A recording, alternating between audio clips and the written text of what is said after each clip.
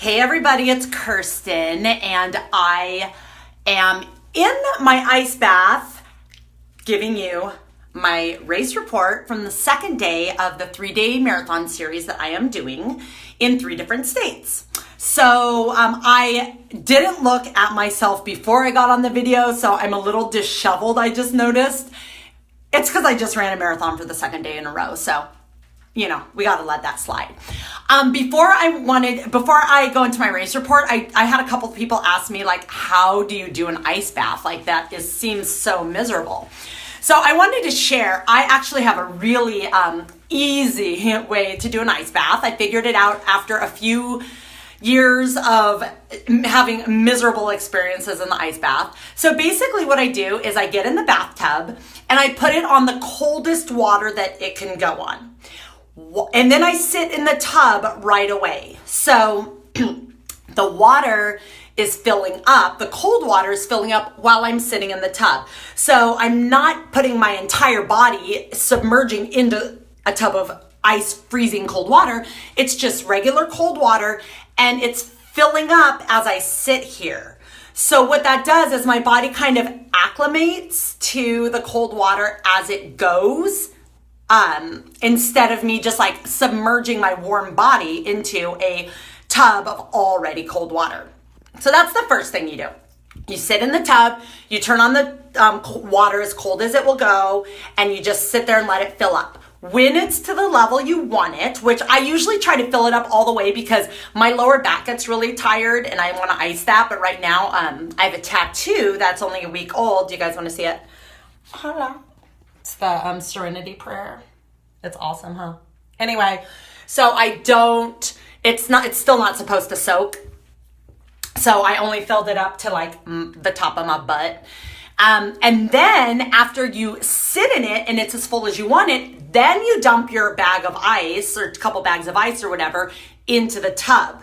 So you're already kind of cold. And so adding the ice, you'll definitely feel it getting colder, but it's not as shocking as sitting your entire body into a tub of ice all at once, which I used to do that, and that does not feel good at all. So that's the secret. You sit in the tub, you turn on the cold water, let it fill up, and then dump the ice in. You guys will thank me later. It's like super easy now. You're gonna be like, oh, an ice bath is so easy. So anyway, I'm sitting in the ice bath, and if you've heard any of my ice bath race reports before, you know I like to do them because it distracts me. I like to sit in the bath for about 20 minutes, and it gets cold. So you might see my lips getting blue. It's all good. So today I did a marathon in Arkansas. I'm working toward 50 states of marathons, and today was my 33rd state. And I like to do my marathons in states all in a row because it's more economical and convenient and simple.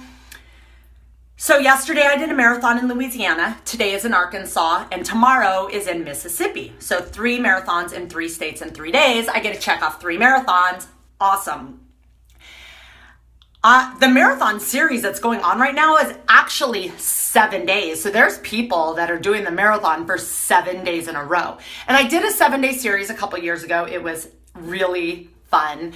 I made videos for all those from my ice bath. If you want to look at those, they're on YouTube. But today, this series, I'm only doing 3 because I've already done the other 4 states. So today was Arkansas, day number 2, and I woke up this morning. I couldn't sleep very well last night, and it wasn't because I was sore. I didn't feel very sore last night, but for some reason, I woke up at like 3 o'clock this morning and I couldn't go back to bed. So I kind of just laid there and thought about my race and my life and meditated and visualized my race today. And it worked because my race pretty much went the way I wanted it to go. I woke up I got out of bed at like 5. I drank my regular breakfast, which is unsweetened vanilla almond milk and amazing grass superfood and chocolate vegan Shakeology. And then I headed off. My hotel was about 45 minutes from the race, so it took me about 45 minutes to get there. It was raining this morning, and I was hoping the rain stopped, which it did. It just sprinkled a little bit. It wasn't like a hard rain or anything. But it was like 70 degrees, so it wasn't cold at all. It was just kind of wet, and I didn't want it to get too wet. So I get to the race, we get started. I felt amazing. So this is my 4th time doing 2 marathons in a row. And this is by far the best I've ever felt on day 2. Normally my quads are really sore. This morning, the only thing that was sore, my calves were a little sore and my lower back was sore from yesterday. So today I'll definitely do extra foam rolling on those 2 areas. But, in the past, I've been like barely able to walk. So I'm either in better shape or I don't know. I'm very happy with the way I felt when I woke up this morning. So I just rubbed a little, my last massage I got, my massage therapist gave me like these little bottles of this natural, kind of like Bengay, but it's natural and it doesn't have that scent. And I put that on my calves and my lower back. And I got to the race, got started running, felt great. It was a little dark when we started, and part of the loops were not as smooth. So I took it kind of easy because it was a little slippery because of the rain, and I tend to fall, trip, and wipe out whenever there's little bumps in the road. So I started off kind of easy. So then, but that was only a couple sections of the loops. The race was 18 loops for the marathon, and I felt awesome. About mile 8, my hip started bothering me, my left hip, which made me run a little weird, so my right calf was kind of bothering me, and I struggled a little bit, and I was getting worried, like, oh crap, at mile 8, my hip's already hurting. Am I going to have to walk? Which I don't care if I have to walk. It's like, that's no big deal at all. But my goal today was to do under 4:22, which is a 10-minute pace. So I didn't want to walk, but of course, if it was hurting, I would definitely walk. So I stopped to go to the bathroom for like 4 minutes. And when I got up, my hip felt fine. So that was kind of awesome. So maybe just sitting and resting for a few minutes helped my hip. But it was about mile 12 to 13, I started struggling a little mentally, physically. I was just tired. So I grabbed my headphones and cranked my music, which I don't run with headphones and music very often, only kind of in a desperate situation like this. I just needed a little boost. So I had it on, I love Pandora, and I'm on the Pink channel, Pink Pandora. So it was like Eminem and Pink and all this like high, Lady Gaga, all this kind of high intensity music. So that actually got me through the last 12 miles of the race really well. I felt great. I ate about twice as many calories as I did yesterday. I was feeling a little hungry. I drank a Shakeology on the course. I drank 3 bottles of Energize, which is a Beachbody Performance product. It's a little caffeine and electrolytes. I also took some ate some sports beans and some Pro Bar Bolt cubes, which are the things that I normally eat when I'm doing an Ironman, and that's what I'm training for. So I wanted to get my body used to those. So I didn't have any stomach problems, but I ate a lot more and drank a lot more. And I think part of it was very, very humid. And I'm not used to the humidity living in Colorado. So I sweated a lot. Like my hair is really flat. For those of you who don't know me, I have super straight hair.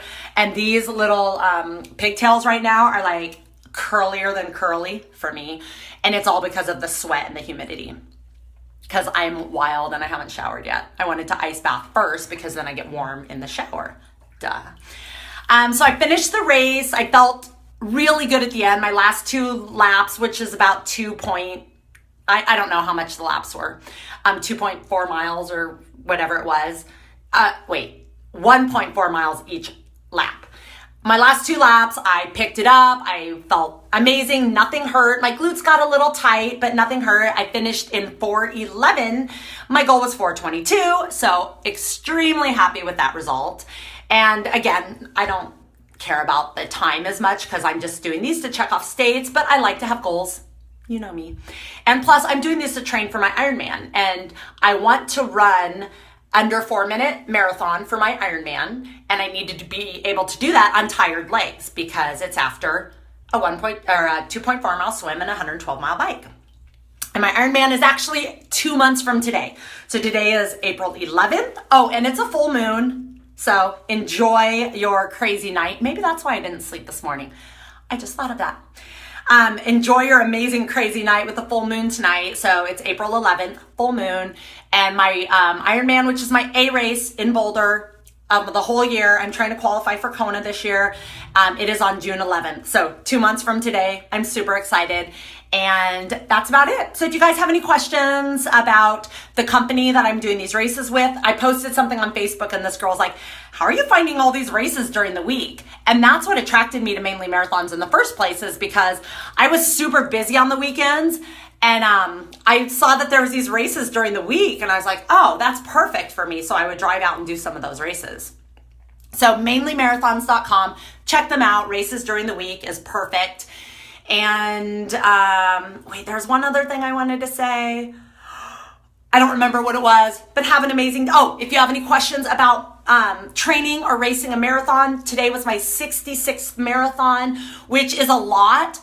But these people that do these races, some of them have done like 500 marathons. It's crazy. It's amazing. It's so inspirational. You have to check them out. You have to meet these people.